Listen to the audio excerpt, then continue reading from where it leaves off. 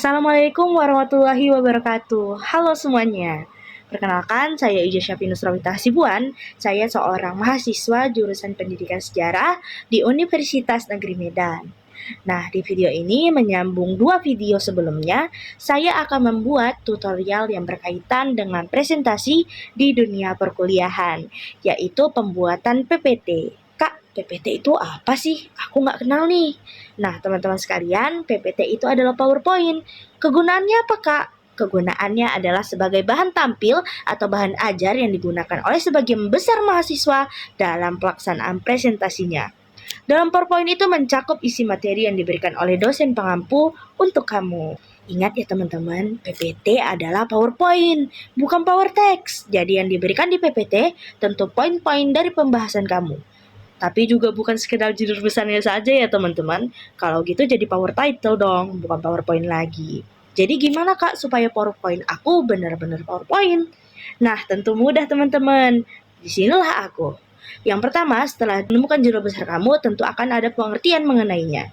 Nah, kamu bisa menjabarkannya secara utuh nih. Tapi kalau kamu menggunakan pendapat ahli, kamu bisa mencantumkan nama pendapat ahlinya saja. Kalau pendapat ahlinya banyak. Nah, kamu lakukan hal itu di bagian definisi dan unsur-unsur atau judul besar lainnya. Begitu teman-teman.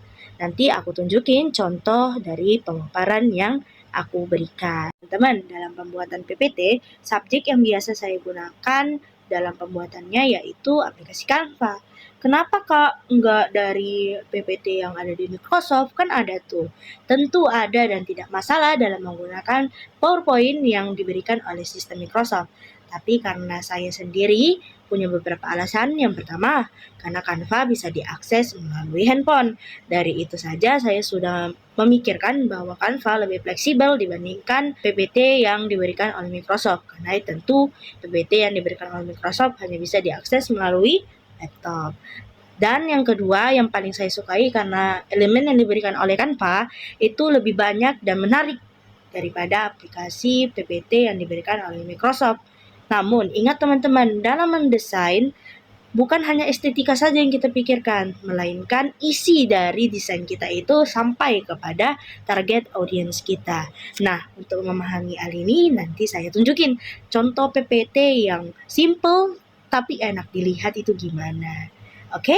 Jadi, ikuti terus video ini dan teman-teman akan mengetahui bagaimana cara membuat PPT yang baik. Berikut adalah tutorial pembuatan PPT dari Canva. Oke teman-teman, nah di sini tentu hal yang paling penting pertama untuk kita lakukan dalam pembuatan PPT melalui Canva adalah memiliki aplikasinya. Aplikasinya bisa kamu dapatkan di Play Store ataupun App Store. Lalu langkah kedua dari pembuatan PPT, tentu kamu harus menyimpan materi PPT itu. Kenapa saya anjurkan untuk menyimpan materi yang sudah kamu buat, judul-judul besar dan unsur-unsur apa saja yang ingin kamu masukkan di PPT, karena agar kamu mudah saja nanti mengcopy paste-nya ke aplikasi Canva. Ini tampilan dari PPT yang sudah saya persiapkan dan untuk di copy paste di Canva nanti. Nah, baik teman-teman, di sini kita akan mulai ke aplikasi Canva tersebut. Klik ya teman-teman aplikasi Canva-nya. Oke teman-teman, jadi seperti inilah tampilan awal dari aplikasi Canva. Di sini terlihat ya, saya sering melakukan desain ke aplikasi Canva ini untuk pembuatan PPT saya. Oke, di sini kita cari kolom kosong untuk kita membuat PPT dengan mengklik icon search di sini teman-teman. Oke, di sini kita ketik PPT. Oke, teman-teman. Nah, teman-teman di sini akan ada muncul template-template yang gratis yang bisa teman-teman pakai, teman-teman. Tapi saya di sini akan menunjukkan bagaimana cara membuat PPT dari template kosong agar teman-teman bisa berkreasi sendiri. Oke teman-teman, di sini kan sudah ada file kosongnya ya. Saya sarankan langsung menyediakan 10 slide. Kenapa? Karena rata-rata PPT sekitar 10-15. Jika lebih dari itu berarti itu kurang disukai nanti teman-teman. Karena pada dasarnya PPT itu maksimalnya 15 ya teman-teman. Oke, untuk menambah halaman gimana Kak? Geser saja teman-teman. Mudah saja Canva ini. Kita geser sampai 10 ya teman-teman. Dan 10. Oke teman-teman. Nah, biasanya Canva identik dengan apa teman-teman? Animasi-animasi ya kan. Cuman di sini saya akan menunjukkan bagaimana menggunakan Canva membuat PPT yang lebih terkesan dewasa untuk anak perkuliahan. Gimana tuh Kak? Pertama, ketik apa teman-teman? Elemen. Setelah elemen, kita ketik galeri. Nah, saya anjurkan memakai background dari universitas teman-teman. Misalkan saya ini dari Universitas Negeri Medan. Jadi saya menaruh Universitas Negeri Medan sebagai latar PPT-nya. Nah, setelah kita ketik tadi, untuk diperbesarnya gampang teman-teman. Tinggal ketik seperti ini, lalu bisa lagi seperti ini. Mudah kan teman-teman? Nah, seperti ini. Nah, ini kan sudah dimasukin nih, sudah full. Tapi saya maunya ini agak sedikit pudar Kak, biar lebih bagus. Gampang teman-teman. Ini kita lihat yang di bawah pojok ini, kita geser saja sampai jumpa yang namanya transparansi. Di sini kita bisa mengatur seberapa buram icon gambar yang kita ambil. Nah, teman-teman bisa lihat sendiri kan. Saya biasanya menggunakan transparansi hingga sampai 60 saja. Sudah bagus kok. Oke, kita taruh di 60 ya. Nah, kita lakukan hal yang sama ke banyak background yang lain ya teman-teman. Oke, kita skip saja hingga teman-teman isi background yang lain dengan cara yang sama ya. Oke teman-teman, sekarang saya sudah mengisi semua latar Canva saya menjadi gambar-gambar yang sudah saya sarankan. Menjadi bangunan-bangunan yang ada di universitas ya teman-teman, berjumlah 10 yang nanti akan mencakup semua isi materi kita dan apa saja aspek yang harus ada di PPT kita. Di halaman pertama pada PPT tentu kita harus menunjukkan itu PPT yang ditujukan untuk siapa. Isi dari halaman pertama ini adalah matkul atau mata kuliah kalian beserta materi apa yang ingin kalian presentasikan. Jika kalian dari kelompok, maka sebutkan juga kelompoknya, dari kelas apa, anggotanya siapa, dan ada dosen pengampunya. Mudah teman-teman. Pertama, kita ketik teks yang ada di pojok sini. Lalu kita tambahkan judul. Ini sesuai dengan mata kuliah teman-teman ya. Mata kuliah saya saat ini teknologi ilmu komputer. Oke. Kak, ini teksnya monoton banget. Aku nggak suka. Gampang teman-teman, kita bisa mengubahnya dengan cara ketik font. Di sini muncul berbagai font ya teman-teman. Nah, di sini kita bisa memilih font yang curly, yang bold, yang sans serif. Tapi di sini saya memantapkan pilihan untuk. Nah, di sini saya memilih font Chow Filomen. Ya, teman-teman. Oke. Setelah itu kita sesuaikan terlebih dahulu teman-teman. Di tengah sini. Hebatnya Canva ini dia sudah mempresisi apakah teks kita ini sudah bagus belum di sini. Jadi di handphone juga mudah teman-teman buatnya. Oke, yang kedua adalah materi apa yang kita presentasikan nanti. Itu tidak perlu terlalu besar ya teman-teman, kita tambahkan di teks yang subjudul. Nah, di sini kita tambahkan materinya. Kita bisa ganti lagi fontnya karena saya sendiri juga kurang suka sama Open Sans. Jadi saya ganti ke Facial Interference. Oke, teman-teman. Nah, karena ini materinya dan di atas sudah bold, saya sarankan tidak perlu lagi kita bold karena kesannya nanti agak kurang dari segi desain. Selanjutnya kita masukkan misalkan ada kelompok atau tidak. Kebetulan saya tidak. Tapi jika ada kelompok, teman-teman bisa masukkan lagi kelompok di bawah materi ini dan itu bold ya teman-teman. Rumusnya adalah jika yang di atas bold, maka yang di bawah 3. Tapi jika yang di atas tidak bold, maka yang di bawah bold. Itu lebih bagus teman-teman. Nah, di sini saya langsung ke menuju penulisan kelas. Saya berasal dari kelas sejarah A24. Fontnya kan jelek nih. Kita bisa ganti teman-teman. Saya kurang suka font yang sama ya teman-teman. Di sini kita tinggal gampang teman-teman. Blok. Lalu kita cari. Kita geser. Di sini ini dia tempat mengubah fontnya. Oke, kita ketik. Nah, di sini saya memilih Karelia sekarang untuk kelas. Oke, di sini. Nah, di sini teman-teman untuk mengubah ukuran fontnya. Di sini saya mau sedikit membesarkan ya. Oke. Teman-teman, selesai. Kita sejajarkan. Ini kita tambahkanlah jika teman-teman mau foto. Fotonya gimana? Kita mulai dengan mengetik elemen tadi. Selalu itu mencari yang namanya bingkai. Oke. Setelah itu kita ketik bingkai dan muncul frame seperti ini teman-teman. Nah, jika banyak orangnya tentu kita ambil bingkai yang banyak. Tapi contohnya ini satu ya teman-teman, karena kebetulan ini adalah tugas individu. Jadi saya ketik bebas teman-teman, tapi saya lebih sukanya bingkai yang kotak. Kita ketik saja teman-teman, langsung muncul di frame-nya. Oke teman-teman. Nah, bisa dikecilin? Bisa dong. Apa yang nggak bisa di Canva ini kan? Gimana cara memasukkan foto kita ke sini?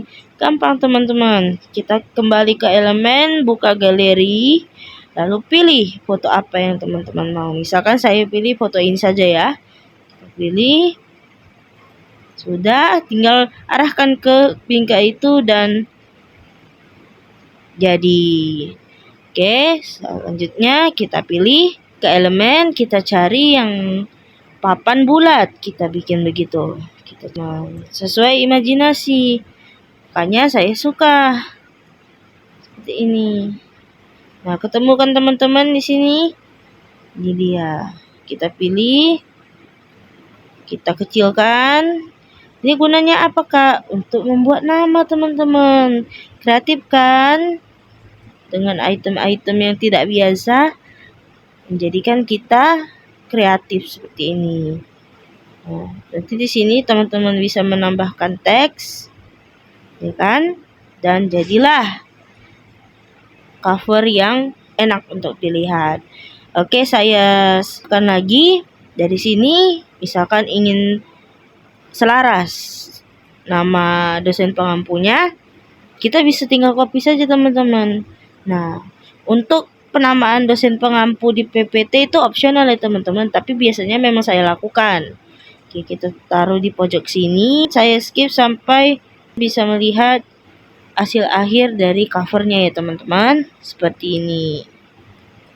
Nah, oke teman-teman, ini dia cuplikan selesainya cover pada PPT. Gimana? Simple tapi elegan kan? Nah, kalau teman-teman ingin menambahkan elemen lainnya, tentu bisa teman-teman. Tapi saya rasa untuk cover seperti ini sudah simple dan cukup enak untuk dilihat ya teman-teman.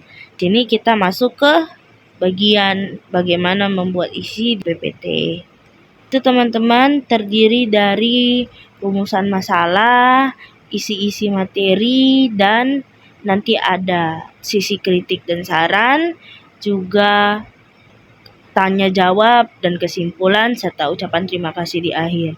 Gimana cara membuat rumusan masalah? Simple saja teman-teman. Kalau saya biasanya menggunakan vibes seperti pencarian di Google.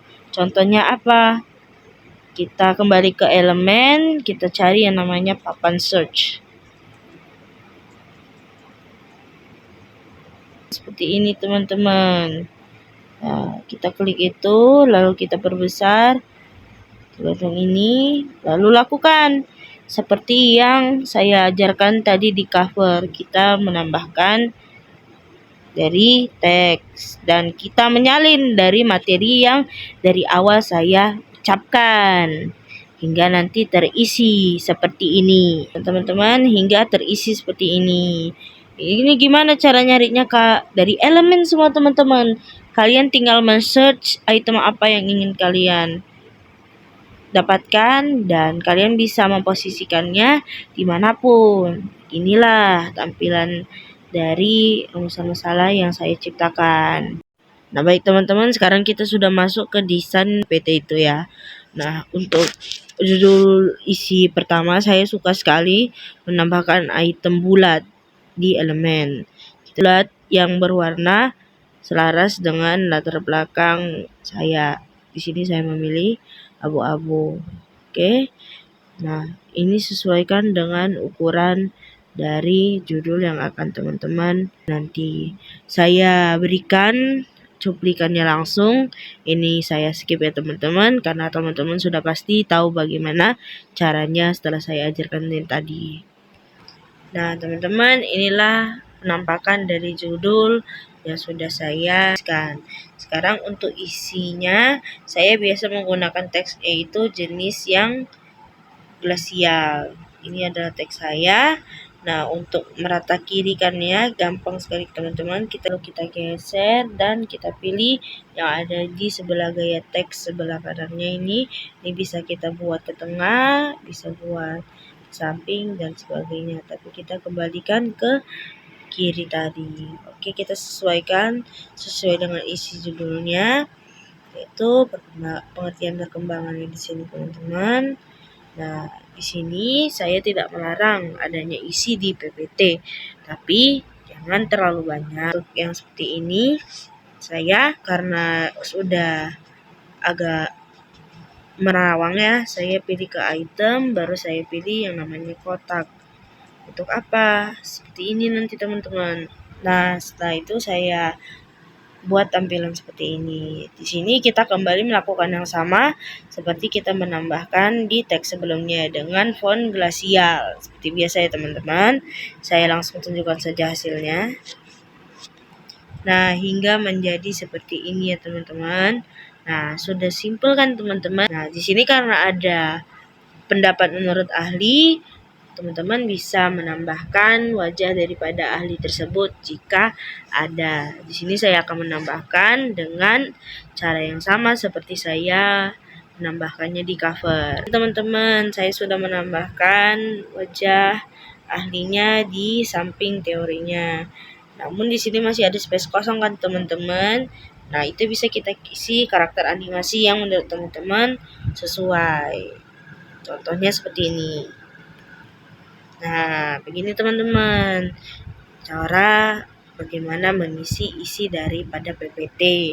Simple dan mudah untuk dipahami kan teman-teman. Nah, lakukan hal sama dengan desain-desain yang saya berikan ini. Nah, teman-teman, beginilah tampilan ketika kita sudah finishing dari PPT kita yang sudah kita pelajari tadi. Nah, beginilah beberapa desain yang bisa teman-teman contoh dengan teknik yang sudah saya ajarkan melalui elemen di Canva ini. Di sini kita ada isi daripada materi, sesi tanya jawab, kesimpulan, dan ucapan terima kasih nantinya. Baiklah, lebih kurang ini saja untuk pembahasan bagaimana cara membuat PPT melalui Canva. Dan untuk kita ubah menjadi dokumen agar bisa kita kirimkan, kita tekan di pojok kanan atas ini yang berbentuk download. Kita tekan unduh, lalu kita pilih mau di jenis file apa. Saya biasa di PDF standar, kita unduh dan muncul nomor yang biasa teman-teman hubungi dan teman-teman bisa mengirimkannya ke situ. Baik, usai sudah untuk pembahasan pembuatan PPT melalui Canva. Nah, teman-teman, gimana nih? Mudah kan membuat PowerPoint dari Canva? Elemennya banyak, menarik, bahkan jika kamu tidak memiliki versi premium, tetap bisa kamu berkarya sesuai imajinasi kamu. Apalagi jika membeli, tentu item-item yang lebih menarik bisa kamu dapatkan. Semoga apa yang saya sampaikan bisa bermanfaat untuk kamu. Kita berjumpa di video selanjutnya tentang pembahasan yang lain. Wassalamualaikum warahmatullahi wabarakatuh.